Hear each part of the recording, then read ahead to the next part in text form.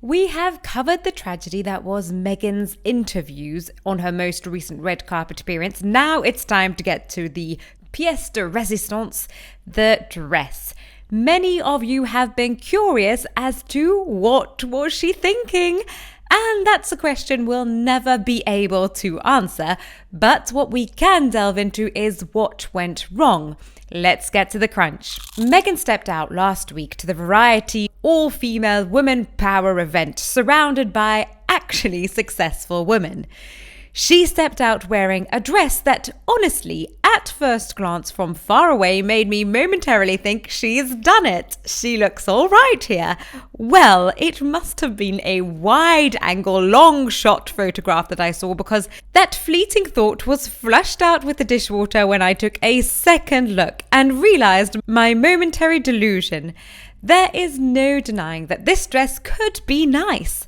But Meghan had to add some extra markle to it and turned this potentially nice dress into another disaster.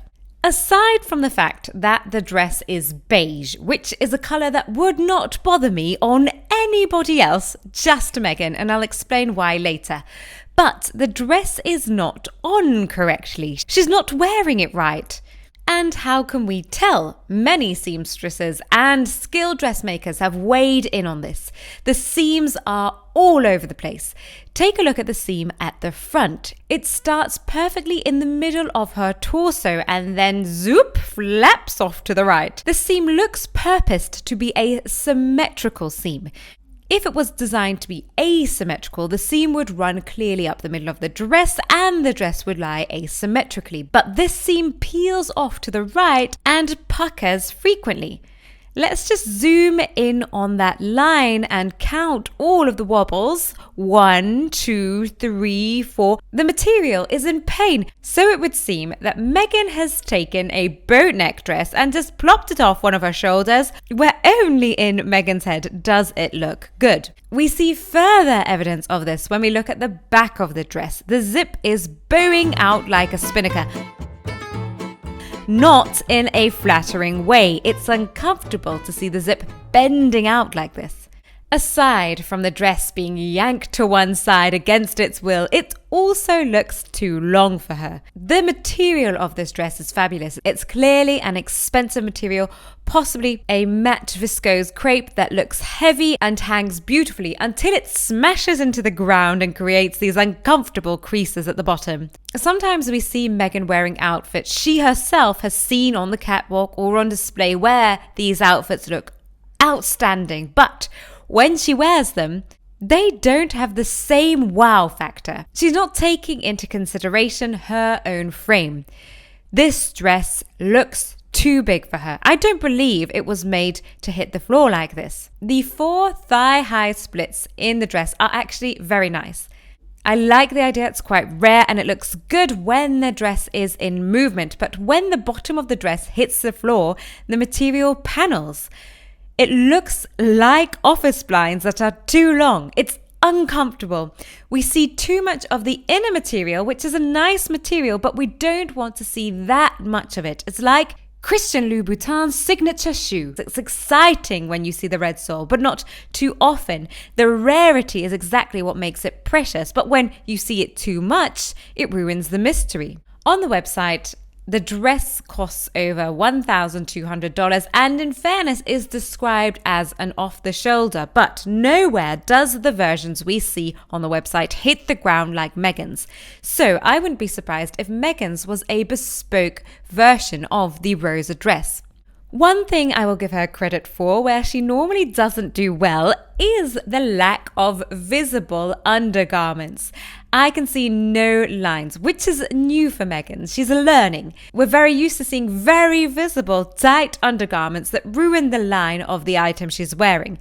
Here, she has finally done well. Unfortunately, there is a huge amount of nipple. Too much nipple for a royal. So thankfully, she isn't royal anymore. Back to the beige. Meghan is a victim, am I right? She is a victim of many things. One of the biggest was when the royal family accepted her into their homes and wham, she became a victim of that. But She was a self-proclaimed victim of beige, feeling forced to wear beige when with the royal family to fit in or blend in or whatever she was attempting to signal to the world through the colour of beige. Seemingly, for Meghan, it was a silent scream for help. How none of us saw that this poor, neglected woman was in need of therapy when we all saw her wearing beige during the entire time she was in the royal family. Well, that's on us. Clearly, she was being neglected. So, for future reference, people, if an actress marries into the royal family and suddenly starts wearing beige, don't be fooled into thinking, ooh, that's a nice outfit. Immediately think, she's trapped. Someone call the authorities to help her. Well, that was the impression we were all left with after the release of her Netflix documentary. But last week, everything changed. She bravely wore beige once again to the Women in Power variety movement thing. So what are we to think now? Is Meghan sending us another message that the mean women at the powerful woman event are bullying her? Or maybe she's being bullied by the cute little lady who tried to nudge her along the red carpet when she was taking a little too long? Who, if we are being honest, is the real person who should have received a Woman of Power award that evening, as you need to have nuggets of steel to bravely consider hurrying along Duchess difficult, especially when she's relishing in the attention of the press. So, shout out to that very brave, powerful woman who has probably been fired by now. On behalf of Britain, we love you, you brave, pushy lady. One person said, unfortunately, the dress that Meghan wore is a designer dress by Provenza Schuler. I don't know if I'm pronouncing that right. And was not designed as an off-the-shoulder dress. It is a sleeveless boat neck, and if you notice, the neck is stretched and it is all bunched up and messy in the back. She is pathetic. That is certainly what it looks like to all of us. Someone else said, what did she do to that poor dress? It's not an off-the-shoulder. Another person said, that was a strange outfit with such an obvious seam right across the front of the chest. Maybe she had the dress on the wrong side. There's something I have not thought of, actually. Maybe it was just off on the wrong side. Something was going terribly wrong with that. But that would explain why it looks off the shoulder on the website. Maybe she just had it on the wrong side. Someone else said, I thought she only wore beige when forced to by the evil royal family. Now, this is clearly a sore point because 142 people have liked this comment.